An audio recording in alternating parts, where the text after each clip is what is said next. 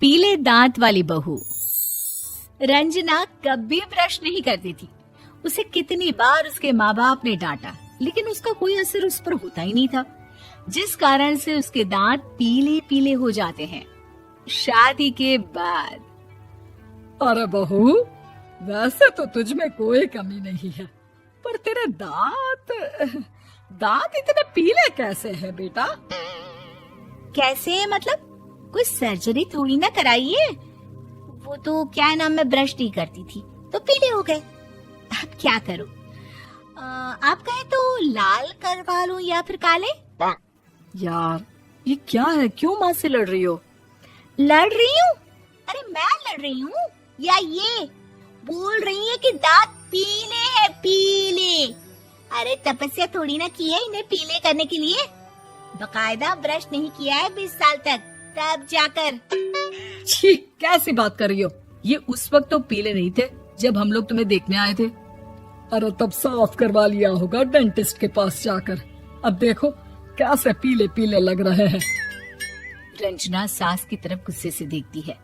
फिर शुरू हो गई पीले पीले पीले। अरे पीले तो तब भी थे जब मेरे हाथ का रसगुल्ला उड़ा उड़ा कर खा रही थी और बोल रही थी, लड़की नहीं गुणों का खजाना दे रहे भाई साहब आप।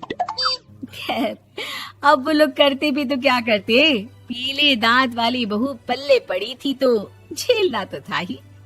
एक दिन कीर्तन में रंजना गाना गा रही थी। अरे कमला बहन, माँ का द्वार है, यहाँ तो सब शुद्ध होकर आते हैं, फिर अपनी बहू को ब्रश भी नहीं करवाती तुम। दूर से पीले पीले दांत भक्ति में बाधा उत्पन्न कर रहे हैं। अरे कोई 2 साल के बच्चे थोड़ी ना लेकर आई हूँ मैं बहू बनाकर।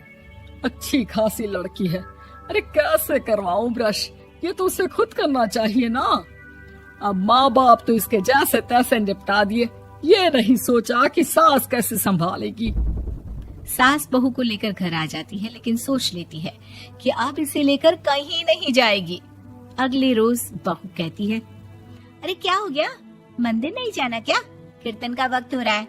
मेरी मधुर वाणी से कान्हा जी जागते हैं और सोते हैं। आप तो जानती है ना उनकी भक्ति में कितना मन लगता है मेरा। वो क्या है ना, तबीयत ठीक नहीं लग रही है मेरी, आराम करूंगी मैं। तबीयत ठीक नहीं लग रही? अभी तो मिथुन के गाने पर नाच रही थी आप, और अब बोल रही है कि तबीयत ठीक नहीं लग रही। अरे भक्ति में मन लगा लो सासू माँ, ऊपर जाना है, क्या मुंह दिखाओगी आप? हाँ? सास को बहू की बात पर गुस्सा आ जाता है। मैं क्या मुंह दिखाऊंगी, इसकी चिंता तो ना कर, समझी? अपने मुंह की चिंता कर, जो ये पीले पीले दांत लेकर हर जगह पहुंच जाती है। पता है लोग कितना मजाक बनाते हैं। ना जी ना, मैं नहीं जाना कहीं तेरे साथ। तो ये बात है, कोई ना, मत जाओ, मैं अपने कमरे में ही बैठकर भक्ति कर लूंगी। ऊपर वाला दांत थोड़ी ना देखता है, मन देखता है, भावना देखता है। और अरे बस बस, तू सब कुछ दिखा, बस ये सफेद चमकदार दांत ना दिखाना किसी को, है? जा यहाँ से। बहू को सास की बात का कोई फर्क नहीं पड़ता, वो तो जैसी थी वैसी ही रह जाती है। सुबह नहाकर किचन में खाना बनाना, फिर खाना खाना, कीर्तन भजन करना और सो जाना। एक दिन, माँ जी मैं सहेली के घर जा रही हूँ, शाम को लेट आऊंगी। हाँ हाँ तो जाना, मैंने कौन सा तेरी आरती करनी है घर पर बैठकर। रंजना सहेली के घर जाती है, जहाँ वो पार्टी में जाने की तैयारी कर रही होती है। अरे शिखा, कहाँ जाने की तैयारी कर रही है? मैं गलत वक्त पर आ गई क्या?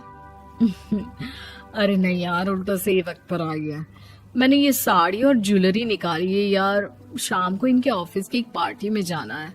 बताना कैसा लग रहा है ये सब? नहीं यार, इस ड्रेस के साथ तो वो वाली ज्वेलरी अच्छी लगेगी। हाँ हाँ सही बोल रही है, मैंने ध्यान ही नहीं दिया। वैसे तो हमेशा से मस्त फैशन सेंस रखती है।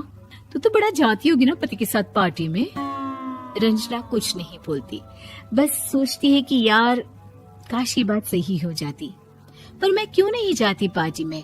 क्या इन लोगों की कोई पार्टी होती नहीं होगी? रंजना घर आती है और रात में पति से सवाल करती है, एक बात बताइए, आप मुझे किसी पार्टी में क्यों नहीं ले जाते? क्या आपकी यहाँ ऑफिस में पार्टी नहीं होती? पति बेचारा क्या कहता कि दांत पीले हैं तुम्हारे इसलिए। अरे कोई पार्टी होती नहीं हम लोगों के ऑफिस में, तो कहाँ से लेकर जाऊं? और मार्केट, मॉल, कहीं वीकेंड घूमना, कहीं तो। अरे यार, सारे हफ्ते में एक छुट्टी मिलती है, तो सोचता हूँ कि आराम ही कर लूं। क्यों? रंजना मन मार के रह जाती है। पहले कभी सास के साथ मंदिर जाया करती थी, लेकिन वो भी सास ने ले जाना बंद कर दिया। घर बैठी बैठी रंजना बोर हो जाती है। तभी उसे आइडिया आता है और वो मायके जाने का सोचती है। सासू माँ, 2 दिनों के लिए मम्मी के घर जा रही हूँ। अच्छा अच्छा ठीक है, आराम से जा। और हाँ, माँ से कुछ अच्छी आदत सीख कर आना कि कैसे शरीर के हर भाग की तरह दांतों की सफाई भी जरूरी होती है, समझी? शुरू हो गई ना आप। वो लोग आपकी तरह नहीं है कि छोटी छोटी बात का बतंगड़ बना दे। उन लोगों के लिए मैं मायने रखती हूँ, ना कि मेरे पीले पीले दांत। रंजना माँ को बिना बताए उन लोगों को सरप्राइज देती है, लेकिन जैसे ही वो दरवाजे पर पहुंचती है, अंदर देखती है कि घर वाले कहीं जा रहे होते हैं।